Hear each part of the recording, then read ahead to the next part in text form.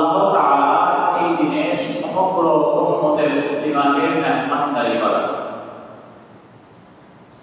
এজন্য এই দিনে সারা বছর আধা কেজি গরুর মাংস কিনে খাওয়ার যার যোগ্যতা থাকে না, সামর্থ্য থাকে না, এমন ব্যক্তিও ভরপেট গরুর গোশত খেতে পারে, ভরপেট খাবার খাইতে পারে, তাজা গরুর মাংস খেতে। ফুকাহায়ে কেরাম তাই এই দিনে রোজা রাখাকে মাকরুহে তাহরীমি বা হারাম বলেছে। কারণ এই দিনে আল্লাহ তাআলা আপনাকে আমাকে মেহমানদারি করাবেন, আর আমি রোজা রাখার মাধ্যমে আল্লাহর মেহমানদারিকে গ্রহণ করব না, এটা হতে পারে না। এজন্য ফুকাহায়ে কেরাম বলে ঈদের দিনে রোজা রাখা হারাম। এজন্য ঈদের দিনে রোজা রাখা যায় না, মান্নত করলেও রাখা যায় না। কেউ যদি মান্নত করে যে আমার এই কাজটা হলে আমি 2 দিন রোজা রাখবো, তাহলে তার ওই দিনও রোজা রাখা যাবে না, তার মান্নতটা সহি মান্নত হবে না। মেহমানদারি বড় ফজিলতপূর্ণ কাজ, মেহমানদারি বড় চমৎকার বরকতপূর্ণ কাজ। সমাজের মেহমানদারিটা অনেকটা বরাবরই পর্যায়ে হয়ে গেছে।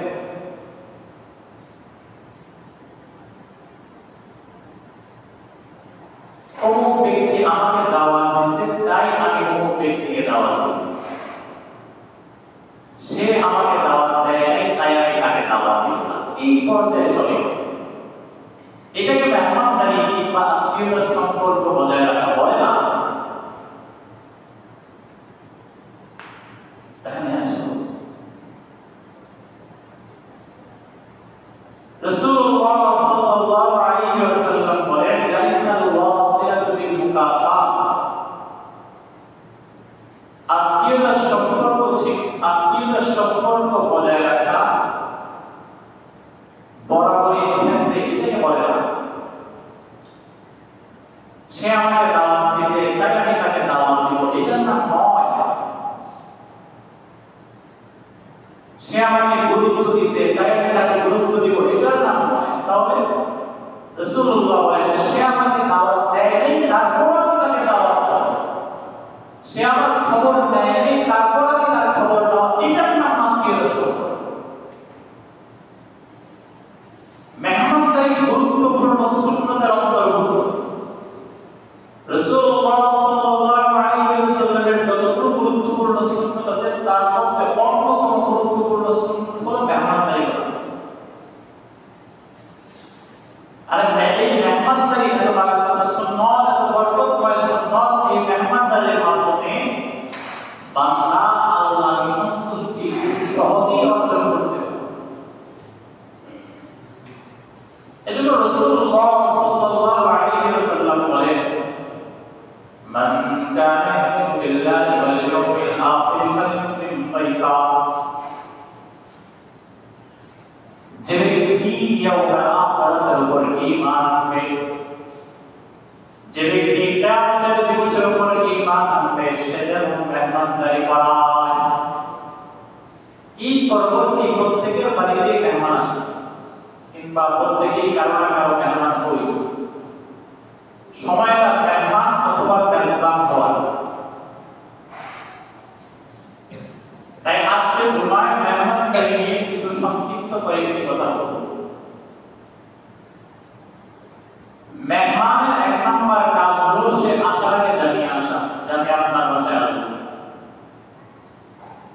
দাওয়াত দিতেই হবে এটা জরুরি না, দাওয়াত ছাড়াও আসতে পারবেন, তবে জানাই আসা যে ভাই আজকে দুপুরে আপনার মেহমান হয়ে আসছে। হঠাৎ চলে না আসা, সারপ্রাইজ দিচ্ছি, সারপ্রাইজ, তোমার সারপ্রাইজ মাথার উপর রাখো।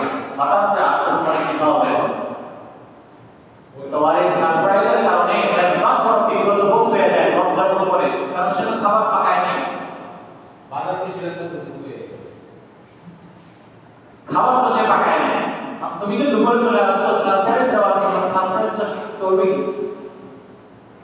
সারপ্রাইজ নবীর সুন্নাত না, এটা বসেছিল সংস্কৃতির আদলে আমাদের ব্রেনে চাপিয়ে দেওয়া একটা জিনিস। নবীর সুন্নাত আসার আগে জানিয়ে আসা, ভাই আজকে দুপুরে আমি তোমার মেহমান বলতেছি, আজকে রাতে আমি তোমার বাসায় মেহমান হইতে চাই। দুই নাম্বার আসলে সালাম বিনিময় করা। আইসা ঝগড়া মাসা আবার আপনি আমার নাম আসেন কি করছ বকিরের কাছে যাই, বলো না না সুন্নাহ নয়, সুন্নাহ হলো সালাম বিনিময় করা। হযরত ইব্রাহিম আলাইহিস সালাম বড় মেহমান প্রিয় মানুষ ছিল, তার বাসায় কোনো না কোনো মেহমান হইতই। ইযা ক্বালু আলাইহি ফাকালু সালামা ক্বালা সালামুন কওমুন মুনকারুন। ইব্রাহিম আলাইহিস সালাম দেখলেন হঠাৎ তার ঘরে কিছু লোক মেহমান হিসেবে আসছে। আসার সময় যখন তার ঘরে প্রবেশ করবেন, প্রবেশ করার সময় তাকে সালাম দিয়েছেন, আসসালামু আলাইকুম। তাই এক নাম্বার সিফত হলো তেজবানের পরে আছে সালাম বিনিময় করা। ইব্রাহিম আলাইহিস সালাম সালামের জবাব দিলেন, ক্বালা সালামুন কওমুন মুনকারুন। সালামের জবাব দিয়ে বললেন, তোমাদেরকে তো দেখতেছি তোমরা অপরিচিত জাতি, আগে তোমাদের জ্ঞানে কখনো দেখি নাই, তোমরা তো আমাদের পরিচিত কেউ না, তোমরা তো আমাদের আত্মীয় স্বজন না, কেউ না, তুমি তো অপরিচিত। সালাম কবুল করার পরে ইব্রাহিম আলাইহিস সালাম তার বিবির কাছে লুকায় লুকায় গেছেন। ফাওয়াইলা আনি ফাজা বিআজলিন সামিন, বলে বিবি সাহেব কিছু মেহমান আচানক চলে আসছে, তাড়াতাড়ি একটা ছোট বাছুর ভুনে দিয়ে দাও। বিআজলিন সামিন, গরুর বাছুর, মোটা তাজা একটা বাছুরকে ভুনা করে মেহমানের জন্য নিয়ে আসে। খানা যখন দিছে, মেহমান খানা খায়, মেহমান একে তো হঠাৎ আসছে, দুইয়ে চিনতেছে না, তিনে মেহমান খাবার খায় না। ইব্রাহিম আলাইহিস সালাম ভয় পেয়ে গেলেন, তাও মুসলিম মুখিফা। ইব্রাহিম আলাইহিস সালাম বলতেছেন, আমি তোমাদের জন্য আতঙ্কিত, ভয় পাইতেছি, খবর কেন পাইতেছি না? তখন তারা বলতেছেন, ক্বালু লা তাকুম ইন্না নুবাশশিরুকা বিগুলামিন আলীম, আমরা খাবার খাই না, কেননা আমরা দুনিয়ার কোনো মানুষ নয়, আল্লাহর পক্ষ থেকে আসা ফেরেশতা। ইব্রাহিম আলাইহিস সালামের মেহমান হয়েছে ফেরেশতা। ফেরেশতা তো খায় না। ফেরেশতাদের সিফত হলো লা ইয়াশাবু লা ইয়াকুলু ওয়া লা ইয়াকুলু, তারা খাবারও খায় না, পানিও পান করে না। ইয়াতাশাক্কালু বিআশকালিন মুখতালিফা, তারা বিভিন্ন সূরত ধরতে পারে, ছেলের সূরত ধরতে পারে, মেয়ের ধরতে পারে, বাচ্চাও ধরতে পারে, বুড়োর ধরতে পারে, বিভিন্ন সূরত ধরতে পারে, কিন্তু তারা খাবার খায় না, পান করে না। এখান থেকে কি শিখলাম? এক নাম্বার হলো ইব্রাহিম আলাইহিস সালামের কাছে মেহমান এসে সালাম দিয়েছেন, ইব্রাহিম আলাইহিস সালাম সালামের জবাব দিয়েছেন, এটা এক নাম্বার শিখলাম। দুই নাম্বার, মেহমানের জন্য তাড়াতাড়ি মেহমানদারি আয়োজন করা, তাড়াতাড়ি আয়োজন করা। এখানে সবাই বলে একটা মেহমান এসে বড় কথা চলতেছে, এটা মেহমান দূর থেকে আসে, শরীরপুর থেকে আপনার কাছে মেহমান আসছে, মাদারীপুর থেকে আসছে, গুজরাট থেকে আসছে। এবার আসলে গল্প শুরু করে দিয়েছে, কেমনি আসছে, কি আসছে, এই দূর থেকে আসছে, কমসে কম এক গ্লাস পানি আগে দেন। আপনি লেবু কিনা, আপনি লেবু চিনতে শরবত করেন, আধা ঘন্টা বসে থাকেন, কিন্তু ঘরে পানি তো আছে, কল চেপার, কমসে কম ফ্রিজ না থাকুক, কল চেপার ওই পানিটা আগে দিয়ে দেন, পানিটা খাওয়া ঠান্ডা করেন। এবার তার সাথে একটু কুশল বিনিময় করেন, হাল জিজ্ঞাসা করেন কি অবস্থা। ততক্ষণে ঘরের মহিলা খাবার প্রস্তুত করে দেবেন, যা পছন্দ হচ্ছে তাই দিয়ে দেন। পোলাও মুরগি রাখবে, 4 ঘন্টা 5 ঘন্টা পরে দিবে, কিন্তু মেহমান কেন বসে রাখবে? এটা সুন্নাহ, সুন্নাহ হলো তাড়াতাড়ি আয়োজন করা। ইব্রাহিম আলাইহিস সালাম বিবিকে বলতেছেন, তাড়াতাড়ি ঘুমান, গরুর গোশত দিয়ে দাও। এজন্য মেহমানদারি আরেকটি সুন্নাত হলো তাড়াতাড়ি আয়োজন করা, সামর্থ্য অনুযায়ী আয়োজন করা, যতটুকু সামর্থ্য আছে ততটুকু। তবে মেহমানের শানের ব্যাপারে খেয়াল রাখা। রাসূলুল্লাহ সাল্লাল্লাহু আলাইহি তুমি মানুষকে তার মর্যাদা হিসেবে আপ্যায়ন করো। ফকির মিসকিন আছে, তাকে মেহমানদারি যেভাবে করাবেন, আপনার একজন ভালো আত্মীয় আছে, তার সাথে সেই আচরণ হবে না। তার সাথে আচরণটা ডিফারেন্ট হওয়া লাগে, ভিন্ন হওয়া লাগে। ফকির মিসকিন আছে, বারান্দায় বসে খাওয়া দিচ্ছেন, আপনার একজন ভালো আত্মীয় আছে, তাকে বারান্দায় বসাতে পারবেন, তাকে আপনার সুন্দর জায়গায় বসতে দিতে হবে, তাকে আপ্যায়ন করতে হবে, আন্তরিকতা বিনিময় করতে হবে। মেহমান ওলামা কেরাম চমৎকার কথা বলে, মেহমান রিজিক নিয়ে আসে, ওই রিজিকের কিছু অংশ শেখায়, বাকিটা মেজবানের জন্য রেখে দেয়। মেহমান ঘরে বরকত নিয়ে আসে। আমরা মেহমান দেখলে চোখ কপাল উঠে যায়, নারাজ হয়ে যায়, কি বেজাল জানি করি। মেহমানের উচিত মেজবানের খেয়াল রাখা, কদর যে বাড়িতে আমি আসছি, যে বাড়িতে আজকে মেহমান হয়েছি, মেজবান, সে অনেক কষ্ট করে আয়োজন করতেছে, সেজন্য আমার কারণে কষ্ট না হয়। সবচেয়ে ইম্পর্টেন্ট গুরুত্বপূর্ণ খাবারের ঘোষণা করা। আগে খিচুড়ি খাওয়াইছে, বসতে ছিল না, বিরিয়ানি খাওয়াইছে, ভালো করে বসতেই দেয়নি, গরু গোশত দিয়েছে চর্বি দিয়া ভরা, আমারই বাড়িতে চর্বি দেওয়া যায় না, আজীব অবস্থা আমাদের। একবার খেয়াল করলাম না, এরকম এতটা সময় লাগে আপনার জন্য আয়োজন করছে, ইচ্ছাকৃত খারাপ কিছু করতে তো কেউ চায় না, তো বদনাম করে গেল। রাসূলুল্লাহ সাল্লাল্লাহু আলাইহি ওয়াসাল্লাম কখনো কোনো খাবারের দোষ ধরতেন না।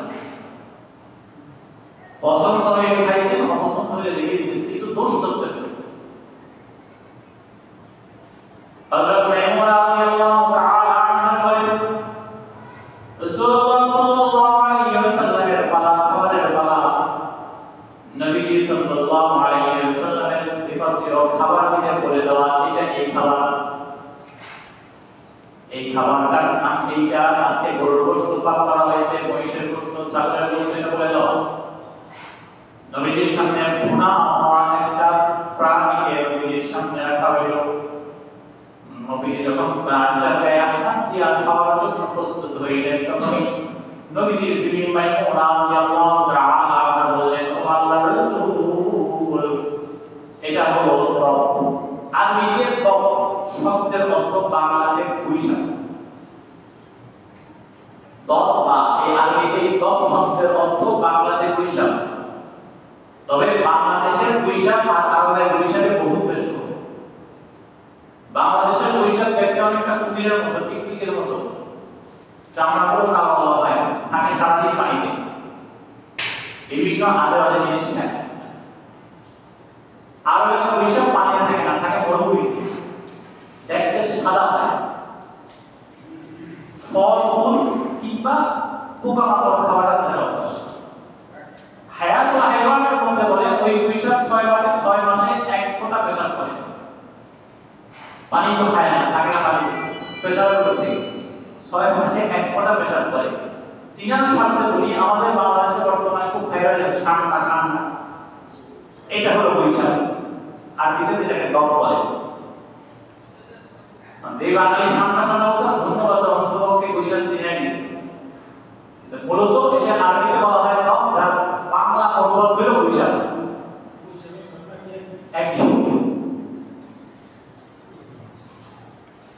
রাসূলুল্লাহ সাল্লাল্লাহু আলাইহি ওয়াসাল্লামের সাথে এই শানটা বাজিয়ে দেওয়া হয়েছে। নবী সাল্লাল্লাহু আলাইহি ওয়াসাল্লামকে বলা হলো, ইয়া রাসূলুল্লাহ, এই প্রাণীটার নাম দব। রাসূলুল্লাহ আর এই প্রাণীটার মধ্যে হাত দেন, হাত উঠায় দিয়েছেন। নবীর সাথে মাইমুনার ভাইনা খালিদ বিন ওয়ালিদ রাদিয়াল্লাহু তাআলা আনহু বসেছিলেন। তিনি জিজ্ঞাসা করলেন, ইয়া রাসূলুল্লাহ, হারাম, এই দব কিংবা শানটা খাওয়া কি হারাম? নবীজি বললেন, না, বরং আমি অপছন্দ করি, খেতে চাই না। আমার জাত এই প্রাণীরা পছন্দ করে না, খাওয়া পছন্দ করে না, এটা আমি খাই না। এখানে একটি কথা বলি, কোন জিনিস না খাওয়া খারাপ সুবুত না, খারাপ জিনিস না।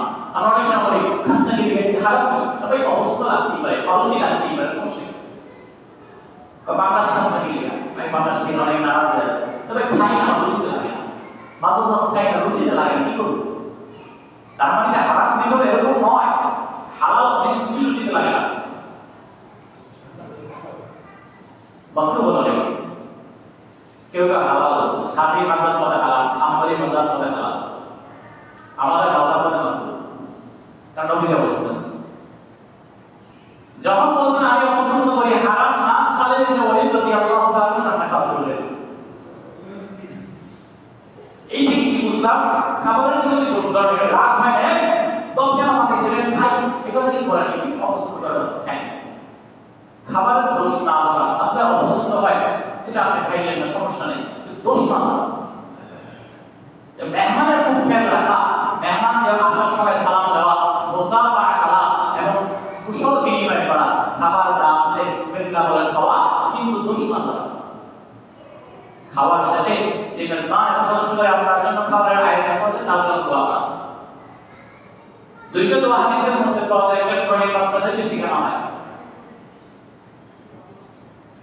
আরেকটা আমরা পড়ে থাকি খুব সুন্দর দোয়া আকালা তুআমাহুল আবরার ওয়া সাল্লাত আলাইহিমুল মালাইকা ওয়া আফরাইনাকুমুস সাইমুন এই টাইপের দোয়া মেজবান জন্য করা আগে না বলে কসম বাংলায় দোয়া করে দাও আল্লাহ শুকরিয়া আদায় করি যিনি আমাকে খাবার খাওয়াই তা এবং তোমার শুকরিয়া আদায় করি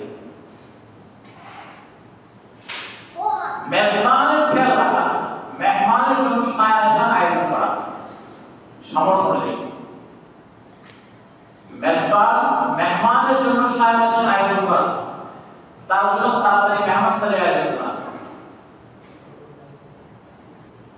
এবং তাকে সুন্দরভাবে বসতে দেওয়া আপ্যায়ন করা আন্তরিকতা দেখানো নারাজ না হওয়া এক্ষেত্রে একটি গুরুত্বপূর্ণ সুন্নাত আমাদের থেকে ছুটে যায় সেটা হলো হাসি চেহারার মধ্যে হাসি রাখা এরকম মেহমান আসলে বলে চেহারার মধ্যে অসুস্থতা হবে আসলে অসুস্থ কোন ব্যথা পাবে না কি ব্যথা সব ব্যথা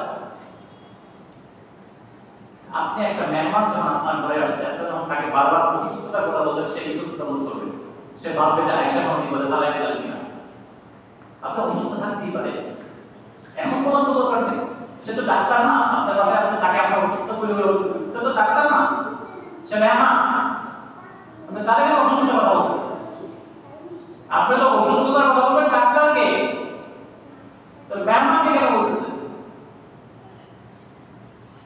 মেহমান তো ইতস্ততা বোধ করবে ভাববে যে আয়েশা কি বলে ভালো লাগে কোনো বেচারা অসুস্থ বলতেছে ডাক্তার কি দেখাইতে পারে না বলে কারণ আয়োজন করব না তাকে দেখা বলা আলহামদুলিল্লাহ আল্লাহ অনেক ভালো আছে আপনার আসছেন অনেক খুশি হয়েছে এটা অনেক গুরুত্বপূর্ণ জিনিস সুন্নাত আমাদের শেষ হয়ে গেছে মেহমানদারির মাধ্যমে আল্লাহকে সন্তুষ্ট করা সবচেয়ে সহজ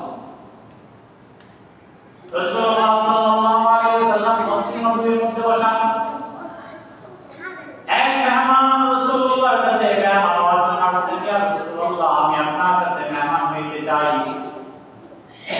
নবী সাল্লাল্লাহু আলাইহি ওয়াসাল্লাম লোক পাঠাইলেন ঘরের ভিতরে যাও আমার ঘরে খাইতে এক খবর দাও মেহমানদারি করার মতো কোনো খাবার মজুদ আছে কিনা উপস্থিত আছে কিনা নবী সাল্লাল্লাহু আলাইহি ওয়াসাল্লামের পাঠানো লোক সমস্ত বিবিদের কাছে খবর নিয়ে আসার পরে বলতেছেন ইয়া রাসূলুল্লাহ আমার সমস্ত বিবিরা জবাব দিয়েছেন মা মানা ইলাল মা বিবিরা বলেছেন আমাদের ঘরে শুধুমাত্র কেবলমাত্র পানি ছাড়া আর কিছু না দু জাহানের সরদার সাইয়্যিদুল মুরসালিনের সমস্ত বিবিদের ঘরে শুধুমাত্র পানি আছে আর কিছু নেই রাসূলুল্লাহ সাহাবীদের মধ্যে থেকে ডাক দিয়া বললেন সাহাবীরা কে আছো এই লোককে মেহমানদারি করাইতে পারো আজকে রাতের জন্য এক সাহাবী হাত উঠে বললেন ইয়া রাসূলুল্লাহ আমি আজকে রাতের জন্য তাদেরকে মেহমানদারি করাবো তারা আমার মেহমান আর তাদের মেহমান এবার তাদেরকে নিয়ে ঘরের দিকে রওনা হয়েছে মেজবান সাহাবী দ্রুত রওনা হয়েছে তারা বেরিয়ে গেছেন মেহমানরা পিছনে পিছনে আসতেছেন মেজবান ঘরে বিবি জিজ্ঞাসা করতেছেন ও আমার বিবি রাতে খাওয়ার জন্য মেহমানদারি করার জন্য কোনো খাবার আছে কিনা বিবি জবাব দেয় সামান্য কিছু খাবার আছে যদি আমরা খাই মেহমান খাইতে পারবে না বাচ্চা খাইলেও ওটা নিয়ে হয়ে যাবে এবার এই সাহাবী বলতেছেন বাচ্চাদের কাছে যে কোনো উপায়ে মুখ পাড়ায় খাবার খায় না আর অবস্থা দস্তরখানা বিছাও, এক প্লেটের মধ্যে খাবার বানাবা, লাইটের আলো নিভাইয়া দিবা।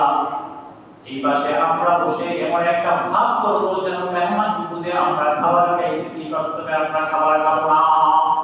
কারণ আমরা খাবার খাইলে মেহমানদের টাকা করা যাবে।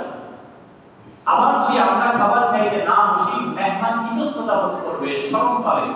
মেহমান যেন শরম না পায়, আবার মেহমানের যেন টানও না করে, এজন্য দস্তরখানায় আমরা বসবো, তবে লাইট কমায় দিবা যেন মেহমান বুঝতে না পারে আমাদের প্লেটে খাবার আছে কি। এবারে সাহাবীর বিবি বাচ্চাদেরকে ঘুম পাড়িয়ে দিলেন, মেহমানের জন্য খাবার বিছাইলেন, মেহমানকে ডাকা হলো, তিনি দস্তরখানায় বসলেন। অন্ধকারে ওই মেজবান সাহাবী খাবারের কত লোকমা উঠাইতেছেন, মেহমান দেখতেছেন, মনে করতেছেন খাবার খাইতেছেন। মেহমান সাহাবী বড় আনন্দ চিত্রে মেহমানদারি গ্রহণ করে রাতে ঘুমায় গেলেন। ফজরের সময় যখন ওই মেজবান সাহাবীর সাথে রাসূলুল্লাহর সাথে সাক্ষাৎ, রাসূলুল্লাহ সাল্লাল্লাহু আলাইহি ওয়াসাল্লাম মুস্কি এসে বলতেছেন, ও আমার সাহাবী, জানি কালকে এক বিরাট ঘটনা ঘটে গেছে। সাহাবী জিজ্ঞাসা করতেছে, ইয়া রাসূলুল্লাহ, কি এমন ঘটনা ঘটলো যে ফজরের পরে পরে আপনার চেহারায় মুস্কুরান হাসি দেখতেছি? বলতেছে, কালকে আমার সাহাবী মেজবান, তুমি এত সুন্দরভাবে মেহমানদারি করেছো, মেহমানের এত খেয়াল রেখেছো, যে মেহমানদারি দেখে আল্লাহ তাআলা এত সন্তুষ্ট হয়ে গেছে যে আল্লাহ তাআলাও সন্তুষ্ট হয়ে গেছে। সুবহানাল্লাহ। মেহমানদারি বড় সুন্দর সিফত, এই সিফতে আল্লাহকে রাজি করা। আমাদের জীবনে ইখলাস আর মেহমানদারি নাই। আমরা তাকাই থাকি মেজবান মেহমান আসার সময় আপনি কি নিয়ে আসেন। আপনি যদি পরোটাটা বড় হয়, খাবার বেশি হয়, তাহলে তার জন্য আয়োজন করা হবে। হাতে যদি খাবার কম, আয়োজন কম, না হইলে আয়োজন একটা সাধারণ কি খাও আর নাই সাথে সব হয় না, বলে না এসে শুয়ে আছে কেন করবে। তোমার প্রয়োজন থাকলে তাকে বলো, সে আসে কি খাবার থাকে। এগুলো কঠিন বানায় গেছে আমাদের সমাজ। ওই পরিবারে যাইতে হলে কিছু নিয়ে যাইতে হবে। এখন বেচারা চিন্তা করে যাওয়া আসা 1000 টাকা গাড়ি ভাড়া, আমাদের 1000 টাকা ফল ফুল রয়ে যায়, আবার পরিবারে যা 500 টাকা বৃষ্টি বেড়ে যায়, 3000 টাকা যদি একদিন খরচা জায়গা তাহলে 7 দিন চলুন কি বেতন তো পারে না, কাজ যায় না। এবার এইটা যায় না, পরে এইটা যায়, মনের সাথে সম্পর্ক আস্তে আস্তে দূরত্ব শুরু। দূরত্বটা ঘটে গেল ওখান থেকে। সমর্থ আছে নিয়ে যান ভাই, গল্প নিয়ে যান, সমর্থ আছে, কোনো সমস্যা নেই, নিতেই হবে, এটা কেন আপনার সামর্থ্য আছে, আমার সমস্যা নেই, আনতেই হবে, এটা কেন। আমার ভাই আছে, এটা ইম্পর্টেন্ট, কি আছে এটা ইম্পর্টেন্ট না। যে আসছে সে আমার মেহমান, এটা গুরুত্বপূর্ণ, কি আছে এটা ইম্পর্টেন্ট, এটা গুরুত্বপূর্ণ না। এই ব্যাপারটা দিয়ে বসানো দরকার, তাহলে আসা যাওয়া সহজ, আত্মীয়তার সম্পর্ক বজায় রাখা সহজ। না হলে আস্তে আস্তে কঠিন হয়ে যায়, গুরুত্ব বেড়ে যায়। আত্মীয়তার সম্পর্ক এত গুরুত্বপূর্ণ সম্পর্ক, রাসূলুল্লাহ সাল্লাল্লাহু আলাইহি ওয়াসাল্লাম বলেন, আল-ওয়াসিলাতু মুআল্লাকুন বিল আরশ, আত্মীয়তার সম্পর্ক আল্লাহর আরশের সাথে লটকায়া দেওয়া হয়েছে। মান ওয়াসলানি ওয়াসলাহুল্লাহ ওয়া মান কাতাআনি কাতাআহু কাতাআহুল্লাহ। যে ব্যক্তি আল্লাহর আত্মীয়তার সম্পর্ক বজায় রাখবে, আল্লাহ তার সাথে সম্পর্ক বজায় রাখে।